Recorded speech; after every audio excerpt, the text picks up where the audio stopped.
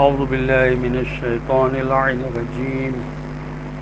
بسم الله الرحمن الرحيم. قال فعلتها إذا وأنا من الضالين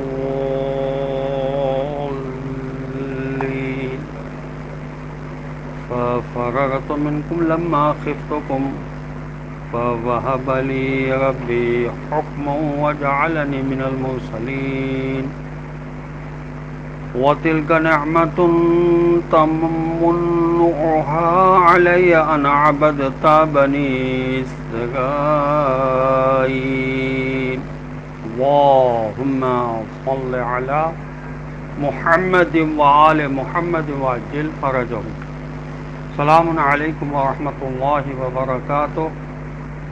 اللہ تبارک و تعالیٰ کا شکر ہے کہ میں نے سورہ مبارک شعراء جو قرآن مجید کا 26 نمبر کا سورہ ہے اس کی 3 آیات کی تلاوت کا شرف حاصل کیا، جن کے نشانات 20، 21 اور 22 ہیں. آیت نمبر 20 کا ترجمہ یہ ہے کہ موسیٰ علیہ السلام نے کہا میں نے اس وقت وہ کام نادانستہ طور پر انجانے میں کر دیا تھا، یعنی میں نے جان بوجھ کر اس کو قتل کرنے کا کوئی ارادہ ہی نہیں کیا تھا، بلکہ اتفاقاً ایسا ہو گیا. میں نے ظالم سے مظلوم کو بچانے کی کوشش کی تھی. یہاں پر غالین سے کے معنی گمراہی کے نہیں ہے بلکہ نادانی اور بھولے ہوئوں میں سے ہونے کے ہیں، اس لیے کہ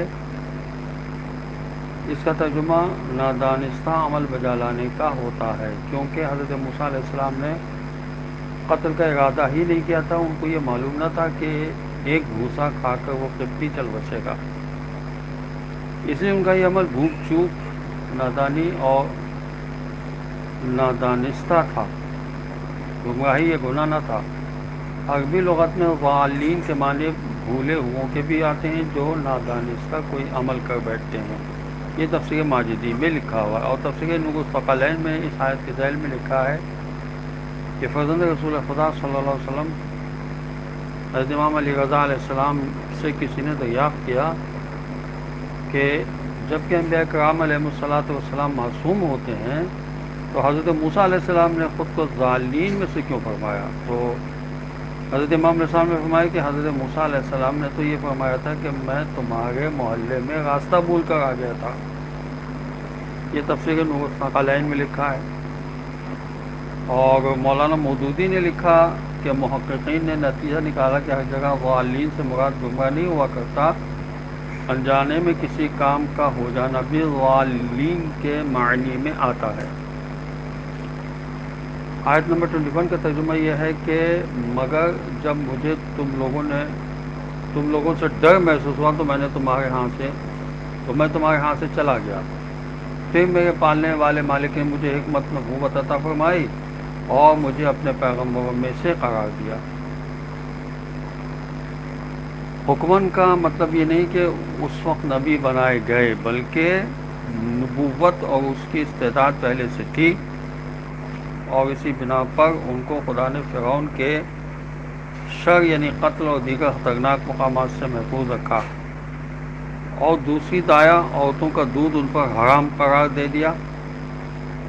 بس اب گویا اعلان نبوت کا مجھے حکم ملا ہے اور رسول ہو کر تیرے پاس آ گیا ہوں. اصل میں حکمت کے کئی بلند درجات ہوتے ہیں.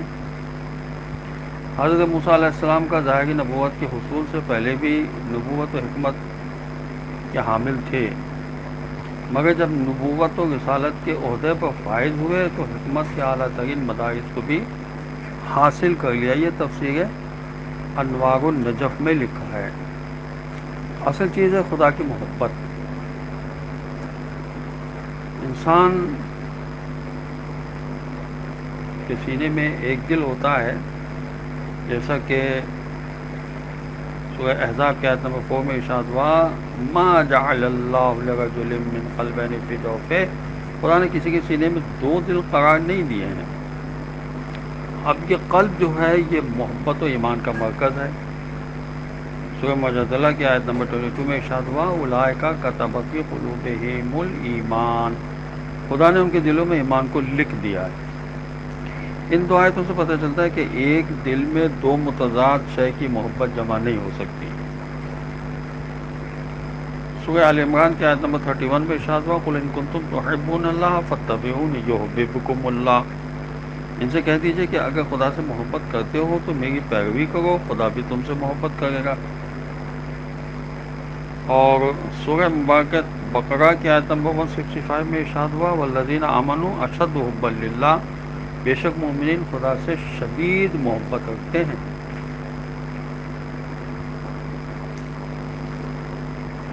سورہ مبارکہ توبہ کی آیت نمبر 24 میں ارشاد ہوا قل ان کان آباؤکم وابناؤکم واخوانکم وازواجکم وعشیرتکم واموال اقترفتموها وتجارة تخشون کسادها ومساکن ترضونها احب الیکم من اللہ ورسولہ وجہاد فی سبیلہ فتربصوا حتی یاتی اللہ بامرہ۔ اے رسول کہہ دیجئے اگر تمہارے باپ بیٹے بھائی بیویاں قبیلے اور جو مال تم نے جمع کیے ہیں اور وہ تجارت جس کے خسارے سے ڈر رہے ہو اور وہ گھر جن کو تم پسند کرتے ہو تمہاری نظر میں اللہ رسول اور راہ خدا میں جہاد سے زیادہ محبوب ہیں تو منتظر رہو، ہم قریب ہی امر الہی آ جائے گا۔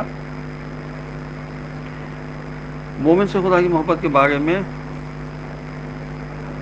سورہ مبارکہ مائدہ کی آیت نمبر 54 میں ارشاد ہوا یا ایھا الذین آمنوا من یرتد منکم عن دینہ فسوف یأتی اللہ بقوم یحبهم ویحبونہ۔ اے مومنو تم میں سے جو بھی اپنے دین سے پھر جائے گا تو عنقریب خدا قوم کو لائے گا جن کو وہ دوست رکھے گا اور وہ لوگ خدا کو دوست رکھیں گے۔ خدا و دنیا کی محبت آپس میں سازگار نہیں ہے۔ رسول اللہ صلی اللہ علیہ وسلم کی حدیث ہے کہ دنیا اور خدا کی محبت دونوں کسی ایک قلب میں اکٹھا نہیں ہو سکتے، اور انسان کے پاس دو قلب تو ہے نہیں، ایک ہی قلب ہے، اور اس میں دونوں محبتیں ایک ساتھ جمع نہیں ہو سکتی۔ حضرت امام جعفر صادق علیہ السلام کا فرمان ہے کہ انسان کا دل خدا کا حرم ہے، لہذا خدا کے حرم میں کسی کو راستہ نہ دو۔ السلام علیکم ورحمۃ اللہ وبرکاتہ۔